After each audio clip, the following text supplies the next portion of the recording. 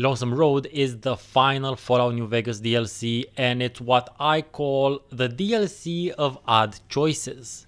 This DLC breaks with the tradition of having a very wordy intro, nor does it have presentation slides. This is meant to telegraph a sense of mystery and earnestness, and that works, to a certain degree, for a while. It's also a very linear adventure and fairly barren story-wise. There are no NPCs to talk to, with the exception of Eddie, which is an optional companion, and the occasional dialogue with Ulysses. And trust me, I'll talk about Ulysses a lot in this video, but in his own section. Let me get through all of this stuff first. Lonesome Road takes place in the Divide, a region that can be accessed through a passage just west of Prim. It is a blasted land from within, where nuclear warheads detonated underground in the recent past and killed the budding community growing there. The only living creatures you'll find being some weapon-using ghouls, tunnelers, and Deathclaws. The tunnelers and Deathclaws are a constant danger, while the Red Skull cosplayers seem to be a form of crazed ghouls who can still use weapons but eat human meat. The latter are called Marked Men, and they're the remnants of both NCR and Legion troops who've been ghoulified by the massive amounts of radiation, and their skin was flayed off by the radioactive winds of the Divide. They are pretty tough opponents, but they're not very numerous. Depending on your armor choice, Deathclaws will kill your ass. Since I was still using the chatty stealth suit from Big Mountain, I was pretty squishy, so I got my ass handed to me several times.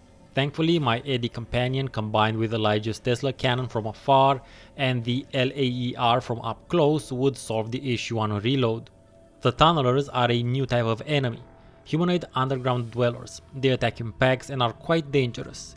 Ulysses mentions that packs of them can take down Deathclaws, and at a certain point they will threaten and probably overtake the Mojave. Nothing more is really made of them. The other unique thing about this DLC is that there are lots of random active warheads strewn about the place, and you need to detonate them in order to advance. It's a very odd choice, seeing as how this place is in its current state because of random nuclear detonations in the past. Blowing them up looks cool, don't get me wrong, it just feels wrong. You can also launch a proper nuclear rocket during your trip. I thought I had to activate the switch in order for the door to open.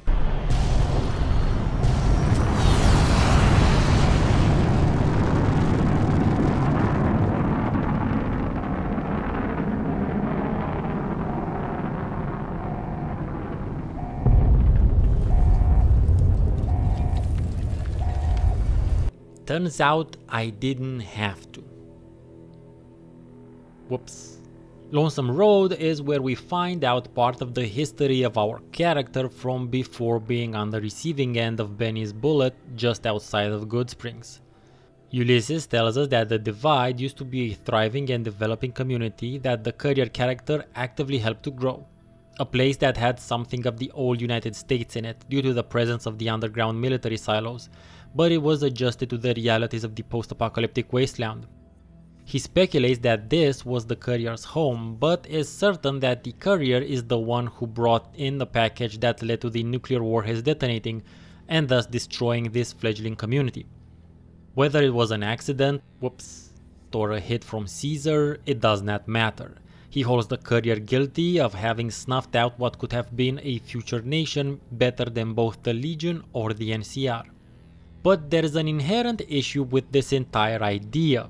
The idea of giving the Courier an origin story, and this issue goes counter to the very essence of the experience the game has been imparting. The person who did all the things Ulysses talks about is not us. It's not what we did as Courier 6. Our life as the Courier begins after Doc Mitchell patches us up and we start anew with a fresh case of amnesia. This is why I said this in my New Vegas video. You want to get revenge on Chandler Bing for shooting you in the head, and you'll also want to find out why it is that he shot you in the head to begin with. And while on this quest, you will be making a name and reputation for yourself. In a sense, discovering who you are or reinventing who you were. So with this final DLC, the devs tried to both have their cake and eat it. On the one hand, allow you to create your own reputation in the Mojave as the Courier, but on the other, also hold you responsible for something you didn't do, your character did. This did not fly with me. It seemed stretched and shoehorned in. Cheap. It seemed cheap. Because it negates the entire story-making experience I had all throughout the game up until that point, where I would be responsible for the things I did, not responsible for the things my character did long before I took over control. Weak sauce. Very weak sauce. That's player knowledge, not character knowledge. You'd know, but your character wouldn't. Time now to focus on the character that has brought us here, the character that has been a few steps in front of us for the duration of the entire game and its DLCs. Ulysses is an odd dude. He has an all-consuming obsession with history, mainly his own, which he projects outwards in what is essentially a search for a new home. He puts it in different terms, talks about flags and factions and countries, but what he's been looking for has been a place to belong. He was part of one of the tribes that allied themselves with the Legion long before it had reached the Mojave. He became one of Caesar's best frumentari and was also loyal, so he did not say or do anything when his tribe was conquered and enslaved by Caesar. So his original home, his tribe, was destroyed. After that he found the Divide, which was also destroyed. His next task was to train the Whitelegs, but by this point he was already disillusioned with Caesar and trained them in the heavy use of firearms, the exact opposite of what Caesar wanted. Ulysses was reminded of his origins when the Whitelegs began honoring him, not the Legion, by braiding their hair to emulate them. This made him realize that one man could change history, much like the Courier character did in the Divide, and went looking for the Big Empty. This is where he talked to the think tank, as well as where he met Elijah and directed him to the Sierra Madre, being certain that the Sierra Madre would be Elijah's end. He also saved Christine while here, who gifted him with a recorder, and that's where we have his recordings from both Old War Blues and Lonesome Road. It has to be mentioned that his marking pattern of using the old American flag in red, blue and white for hostiles, caches and pathways is very much in full force in the Divide as well.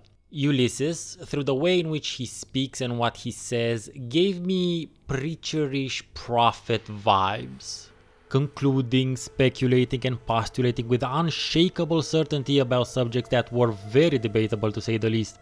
But once you get about 3/4 into the DLC, you realize that Ulysses is nothing more than a false prophet. But not to a crowd of people or a cult. No, he is his own false prophet. He convinced himself that your character was to blame for what happened to the Divide and decided to rain nuclear fire upon whichever faction you have the most reputation with, so that you can also feel what he felt when he lost his new home. A very angsty anime villain type of thing to do. This would be his way of changing history, by using the same things that initially destroyed the world and later the Divide. His entire raison d'etre is of course heavily drenched in hypocrisy. He wants to bring back the old America, as evidenced by him wearing its flag on his back, the talks he has with the think tank brainbots, as well as his recordings, while apparently being completely oblivious to the fact that America was just as much to blame for the Great War as China was. And maybe even more so if we ascribe to the idea that maybe the Great War was sparked by a rogue AI or Voltec. The character of Ulysses feels like he was designed to appeal to the 17-year-old edgelord demographic. And I have a newsflash for you, nobody thinks edgelords are cool. And I have not yet really touched upon his responsibility for everything that happened to us. If either of us should be pissed with the other, it should be us. We now know he directed Elijah towards the Sierra Madre, so he's responsible for being captured in dead money. He trained the Whitelegs to destroy New Canaan and invade Zion, so he's responsible for starting the events of Honest Hearts. But for both of those he is indirectly responsible. The one event that he is most certainly directly responsible for is the one event that started it all. First deadbeat we hired to do the job canceled. Hope a storm from the Divide skins him alive. Well, that's where you came in. Yeah, I got this look when he saw you next down on the courier list. His expression turned right around. Asked me if your name was for real. I said, sure as like a rain, you were still kicking. Then he turned down the job, just like that. I asked if he was sure it was good money. No, let Courier 6 carry the package, that's what he said. Like the Mojave'd sort you out or something. Then he just up and walked out. His refusal to take the platinum chip when he saw our character's name underneath his own. He refused it fully knowing that Courier 6 would take it up and hope that the Mojave would kill the courier. And he was half right. But Courier 6 didn't stay dead. So fuck you, Ulysses, you self-aggrandizing coffee shop philosopher punk-ass bitch. And now it's time for Stefan's Miscellaneous Musings.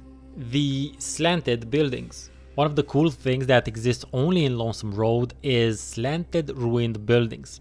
This looks really interesting and realistic, and it brings into sharp focus how these things do not exist in the entirety of the franchise, even though they should exist. I mean, maybe there shouldn't be a lot of them. They might have further crashed over the 200 years of wear and tear, but some of them here and there would not be amiss.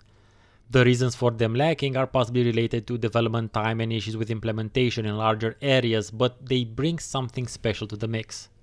Elevators. There is a peculiar part in the DLC in which you ride an elevator down into the mountain and it is attacked by waves of tunnelers. It's a kinda arcadey thing to add to the game, but I appreciated it because it was tense and challenging for me since I was running the sneaky suit, and like I said, the tunnelers are fairly problematic. I was expecting it to become a sort of motif of this DLC, a type of defining feature, much like how hearing the robo-brains throughout the Big Empty was in Old War Blues, or the verticality in Honest Hearts, or the cloud in Dead Money. You know, something characteristic. But no, I think it was a wasted opportunity at doing something way cooler than the warheads you can detonate. The lack of NPCs. The DLC is severely hobbled by the lack of characters to talk to. At least in my eyes. Besides Ulysses and Eddie, there's nobody else to interact with in this DLC, not even terminals, and it's been well documented how much I love terminal lore back in the Dead Money video. I don't know if this was part of the initial design document. I mean, if this was the idea of making this super stark gameplay experience, or they were pressed for time and had to jettison everything that would cause lots of bugs. If it was the first, it could have been done much better. Maybe with the introduction of a survival mechanic, similar to the cloud in Dead Money, because the divide looks very ominous and dangerous when we first enter, and is described as being a highly horrible place to be, but nothing really is made of this in terms of gameplay. If it was the second, then I would have taken out the warhead mechanics completely. It really adds nothing story-wise. And I'd have added at the very least terminal entries or maybe some mutated and dying survivors, previous adventurers or explorers. But I do think it was the first option, because this DLC has been built up throughout the entirety of the game, and the DLCs especially, as the conclusion of the Courier story. All of the hints that we've been getting ever since Prim about this other courier will come to a head in a final duel. In order to accentuate the duel aspect, the focus should be on Ulysses and on you, but it's just not done well enough, in my opinion. It's really missing something that brings it all together. There's nothing that brings back the references from the past DLCs into the mix, and Ulysses is nowhere near as threatening, ominous, or convincing, really, as his past actions make him up to be. They try to build him up directly via your several audio interactions with him, but it just doesn't work nearly as well as the Dr. Mobius build up in Old War Blues or the Elijah one in Dead Money. Maybe it's because they did such a good job in creating this unseen sort of character who has survived unscathed from all the places that almost killed you by only dotting mentions of him here and there. I guess what I'm saying is that sometimes less is more, and trying to fill in the gaps of this character with the character they actually built felt very underwhelming. As such, you just want to finish the DLC out of sunk cost inertia. You don't feel any sort of real emotional push to do it.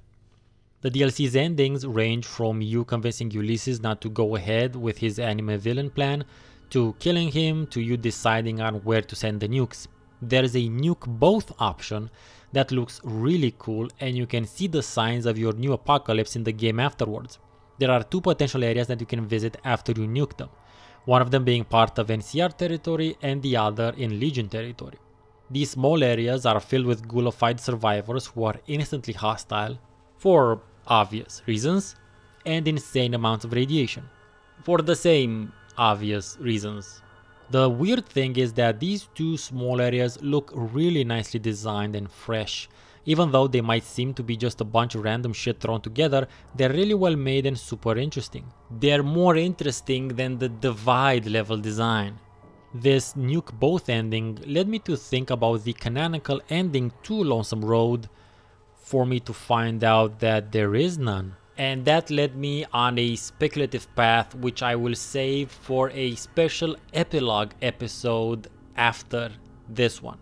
Despite the sunk cost fallacy that drives one to finish this DLC, finishing Lonesome Road was satisfying, because I've been immersing myself in New Vegas for the past 5 months for a total of almost 110 hours of playtime and a whole lot more of research, writing and editing, and it felt good to finally be done.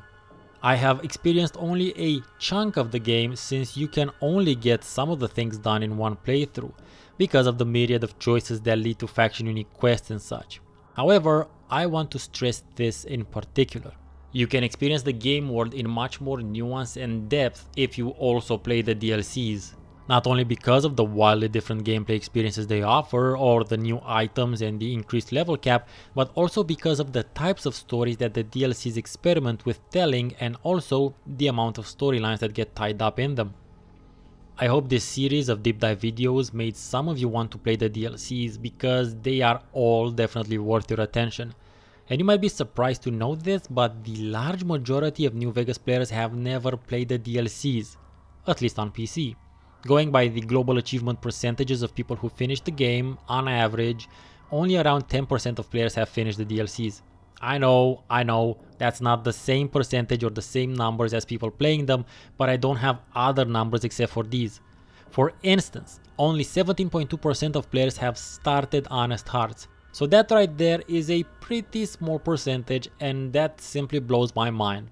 Because I would assume everybody who loved the game would want to play the DLCs, but those numbers don't lie. So this is where my anniversary Fallout New Vegas and its DLCs deep dive series finally ends. But don't forget about the epilogue episode coming soon.